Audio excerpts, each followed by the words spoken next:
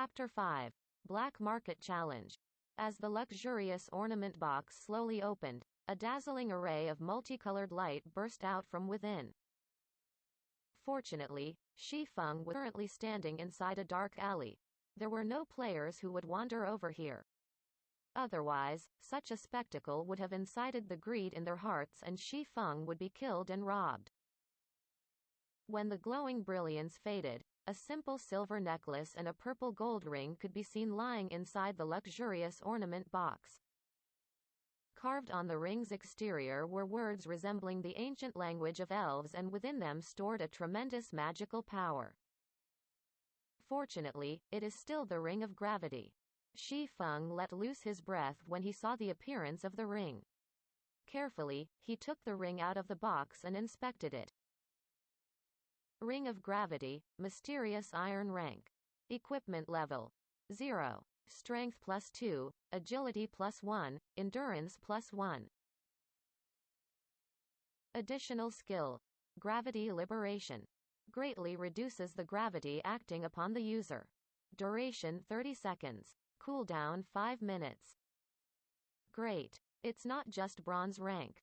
After reading the item's introduction, Shifeng became extremely excited. The situation was far better than he had expected.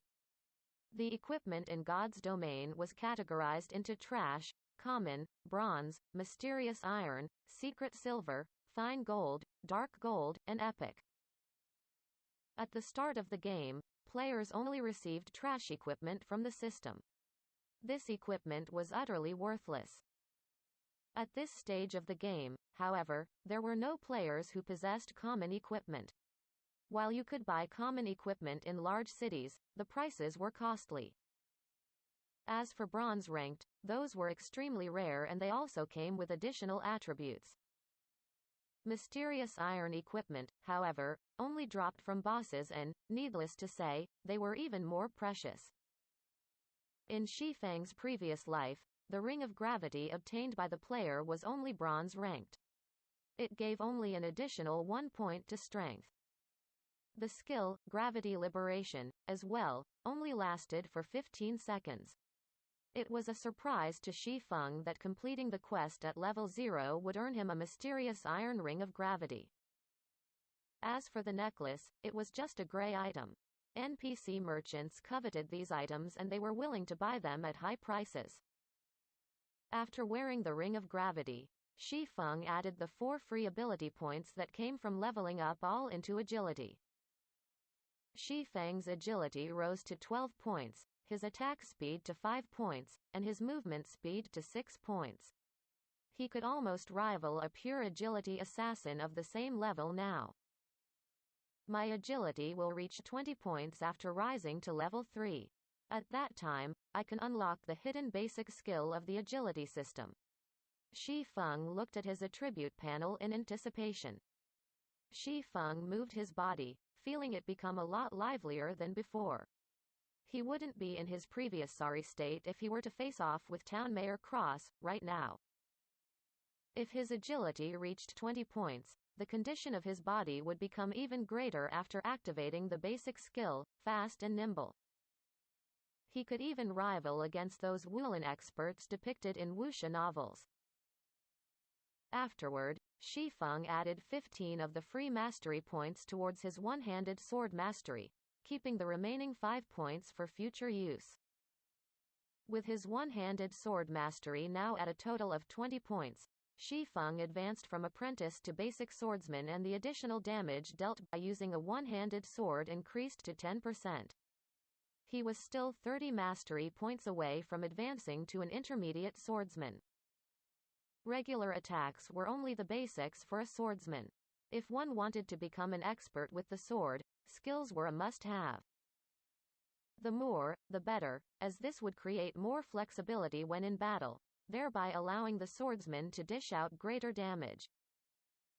Shifeng was both an expert of the sword and a person who had been reincarnated. Now that he had a special tool such as the Ring of Gravity, he needed a large amount of swordsman skills to display the true potential of a swordsman. He could then level up at a fast pace. Otherwise, it was impossible to increase the efficiency of killing monsters by relying on normal attacks. I recall there being a black market challenge in Red Leaf Town's trade area. Players who cleared the challenge for the first time would be able to obtain a skill book for swordsmen. Most skill books dropped from monsters around levels 3 to 5 and their drop rates were pitifully low. At this stage of the game, there were still no players capable of grinding those monsters. It would be a big waste of time if Shi Feng wanted to obtain the other skill books for swordsmen. He also did not have the time for it. So, the Black Market Challenge was the only way for Shi Feng to quickly obtain a skill book in Red Leaf Town. Trade area of Red Leaf Town. Shops filled both sides of the street. There were pharmacies, smithies, bars and more. It was extremely flourishing, just like a small market. However, the current trade area wasn't as lively as it should be. It hasn't been long since God's Domain started its operation, so most players were busy leveling up instead of enjoying what God's Domain had to offer. As a result, there was only the minority of lifestyle players staying here. They were here to learn auxiliary jobs such as enchanter, forger, pharmacist, chef, engineer, alchemist, etc. Buying herbs at a high price, contact me directly if you have any. Buying ores. Rip-offs can stay away. Sincerely buying high-ranking equipment. Price is negotiable. Willing to pay with credits. Many logistics staffers of workshops and guilds had set up a small stall by the roadside of the trade area. They were mainly here to buy items and equipment. Shi Feng quickly headed towards a two-storied building without halting. High-ranking gnomes guarded the building, and above the building read, Black Market. This place was the dark side of Red Leaf Town and it was a place of entertainment built by the greedy gnomes. The gnomes' auction house could be seen just after entering the black market. Going down along the basement staircase led to two empty fields.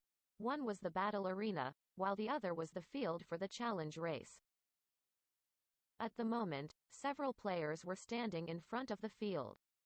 They were receiving the gnomes' challenge. Good luck. You have to succeed this time. Good luck. Stomp those gnomes. A few players were currently cheering with all their might for an assassin player that stood on the field. Their reddened eyes made them look no different than crazed gamblers. The challenge race could be considered a testing grounds for a player's capabilities. Once a player entered the trial grounds, all their attributes would be fixed at 10 points, their skills disabled, and their equipment rendered useless. Within the 30 yards long and 10 yards wide field, players were only allowed to block or dodge the incoming shots from the gnomes' muskets. A victory would ensue once players arrived at the finishing point. The gnomes gave out 3 ranks of challenges: copper prize, silver prize, and gold prize. After a challenge was completed, there would be a 3-day cooldown. There was a fee of 5 coppers for the copper prize, 5 silvers for the silver prize, and 5 gold for the gold prize. Naturally, the higher ranked the challenge, the greater the prize. There was even the chance of obtaining a dark gold equipment. However, if a player obtained the first clear for the challenge in Red Leaf Town, the reward of copper prize may be comparable even to the silver prize. In Shi Feng's previous life, this first clear was obtained by a swordsman named Fierce Gale and the person had received a rare skill book for swordsman. After a short while, the assassin on the field was struck. His body lay at the 20 yards mark, still 10 yards away from the final point. Despicable. Just a little bit more. Do you guys still have money? I'll definitely clear it the next time, the male assassin said after reviving from the field. A male cleric shook his head saying, Boss Stabbing Heart, the 5 of us have already given you all our money. We don't have any more. By the side, Shi Feng shifted his sight towards the assassin. He was shocked after hearing the 2 words, Stabbing Heart. The person's body was covered in black clothing. He had a short and skinny stature, just like a monkey. Shi Feng could hardly believe that the monkey in front of him was Stabbing Heart, the assassin who ranked at number 10 on Star Moon Kingdom's assassin leaderboard. The assassin named Stabbing Heart shifted his gaze onto Shi Feng. After sizing Shi Feng up, his eyes revealed a gaze as if they had just found prey. With a smile, he walked up to Shi Feng and said, "Nice to meet you, friend. I'm Stabbing Heart, assassin squad leader of the Assassins Alliance. Lend 5 coppers to me and I'll return 20 coppers to you tomorrow. How about it?" Stabbing Heart was just 10 yards away from the final point this time, so he was unwilling to accept defeat. He had already figured out some of the challenge's patterns. He would be able to clear it if given another chance. Hence, he thought of using his guild's name to shock and awe Shi Feng into lending him 5 coppers. The Assassins Alliance was a large guild that was well known in the world of virtual gaming. Any veteran gamer would know this name. Someone capable of becoming the squad leader for Assassins was definitely a great expert, a figure that was respected by many players. Instead of lending, the average player would definitely just give the 5 coppers to gain some favors. 5 coppers is it? After some thinking, Shi Feng answered, "I can lend you the 5 coppers, but you have to pay back 50 coppers tomorrow." Stabbing Heart was surprised. He was Stabbing Heart, the Assassins Alliance's famous assassin squad leader. However, Shi Feng's uncourteous reaction was completely different than what he had imagined it would be. Could Shi Feng be a rookie gamer? Seeing Stabbing Heart staying silent, Shi Feng asked, "Still borrowing?" "I'll borrow." Stabbing Heart wanted to weep. Other players would be going, expert, expert, when they met him, yet Shi Feng showed no such reaction. However, when he thought about the bountiful reward awaiting him, even 50 coppers was worth it. "Here's 5 coppers. Let's add each other as friends. Don't forget to return 50 coppers to me tomorrow." Shi Feng took 5 coppers out of the 60 he obtained from selling the necklace, not forgetting to remind Stabbing Heart to return the 50 coppers. With tears flowing down his face, Stabbing Heart received the 5 coppers and said, "Fine. I won't forget." Not knowing what Stabbing Heart was thinking, Shi Feng walked away after the trade was completed. He headed towards the green-skinned gnome who was the challenge race's administrator. "Sir, time is money. What business do you have?" The gnome administrator said so in a lofty tone. "I want to enter the copper prize challenge," Shi Feng said as he handed over 5 coppers. After flipping the copper coins a few times, the gnome nodded his head in approval. He opened the wooden door to the challenge race, allowing Shi Feng to enter. "Ladies and gentlemen, we have a new challenger on the field. Please let us welcome this brave swordsman," the gnome loudly announced. "Boss Stabbing Heart, the kid that lent you money is participating in the challenge race," the male cleric pointed out. The resting Stabbing Heart laughingly said, "That kid's just a rookie. Does he think the challenge race is so easy?" Even though the distance is only 30 yards, the gnome's attack pattern will change after you get past 15 yards and their attack rates greatly increase. Not to mention, even I have difficulty facing them. That's for sure. Even an expert such as Boss Stabbing Heart could only reach 20 yards. I'm guessing that kid will, at most, reach 5 yards before being done in. The male cleric nodded with a smile. Inside the field, the 3 gnomes standing at the finishing line readied their muskets, aiming them towards Shi Feng.